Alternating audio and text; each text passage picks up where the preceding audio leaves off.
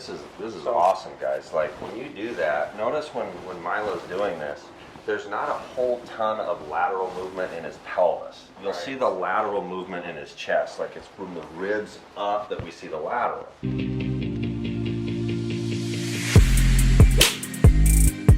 Hey everybody, Milo here, along with a couple of good buddies of mine. So here's Cameron Onan, one of my students who is now a coach as well. That's correct.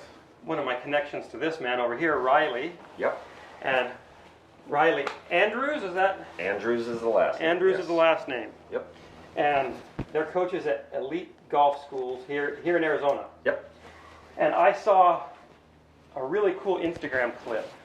Now I can go right hip flexion and let the heart start to fall back forward into that lead foot. Yeah. So now I'm good. If I leave this over here, ribs. Right.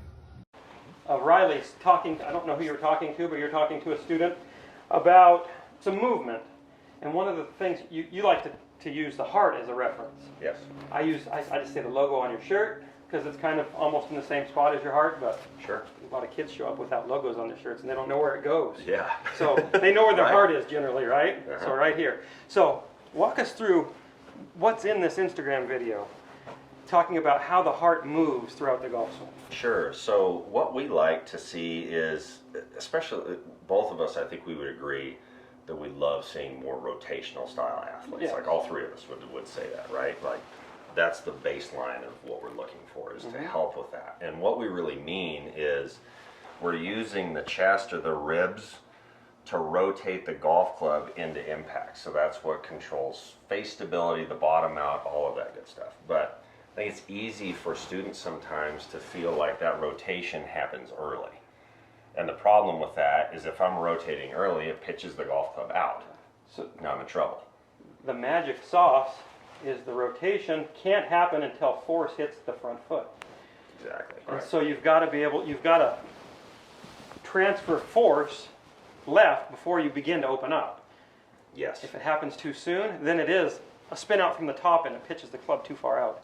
Yep. And that's why we brought Cameron in. One thing that Riley and I were working on just recently was really getting off the golf ball, allowing myself to float back to the front side. And now once I'm here and this pressure has now shifted to the front side, it's given me time for all of this to organize. And now I'm in a good spot. The club is shallowed, I don't have to think about it, and I can turn through as hard as I want. Yeah, and notice when Cameron turned, it's later. We're like preserving turn Yes. for a long time. Chilling it out. Like just, I get loading to this right side, I get off the golf ball, I float with that, which is one thing that I think my mental image of it was incorrect, was that I didn't want there to be a lateral move, but this isn't really a lateral move, it's more of a pressure shift than anything else. I get to this side, yeah, there may be a little bit of mass that moves as well. It but floats a little. You Yeah. you definitely want to float a little bit and get back to center, because if we shift our heart off the ball, if we move to the right a little bit,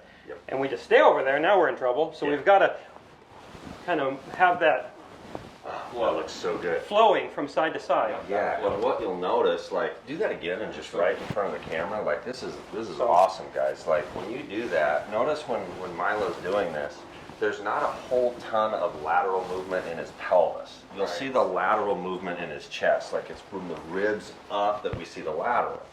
That's huge. And Goda, we'll talk about back chain dominance in that. And this is really what that video on Instagram is all about, in that my pelvis is behind the ribs at all times, like for as long as we can. And that's what allows for good rotation. So right now, obviously in setup, my ribs are in front of the pelvis. In my backswing, I want to have that same general outlook, right? So if I'm going lateral with the pelvis, right, and I keep my ribs here, and I turn to where the ribs went, now my pelvis is an extension. Right. So the lateral movement is all in the heart, and we like to see more like the sequence be a little lateral first, and then rotation from the ribs or the chest, both sides. So if I move my heart lateral and then turn, 1, 2, now I work really nicely. If I just start turning immediately, it's really tough to move lateral late. So lateral turn, now I could go chest or my heart back lateral again, so there's that pressure shift. Lateral here, there's not a whole lot of rotation yet. lateral, then rotate to get an impact. Now I'm covered. And what I love about that is it gives your arms the time to like we talk about shallowing the club, and there's ways that you can fabricate that, right? And you can shallow it, yes, like that. But now you've lost club face stability, and the only way that you can get down to the golf ball from there is tilt, right? And that screws up the bottom out, lose control of the face, and you lose control of the golf ball. Exactly. Exactly. And I'm actually going to throw a little gears video in because I've got Rory and Dustin in 3D demonstrating exactly what we are talking about here.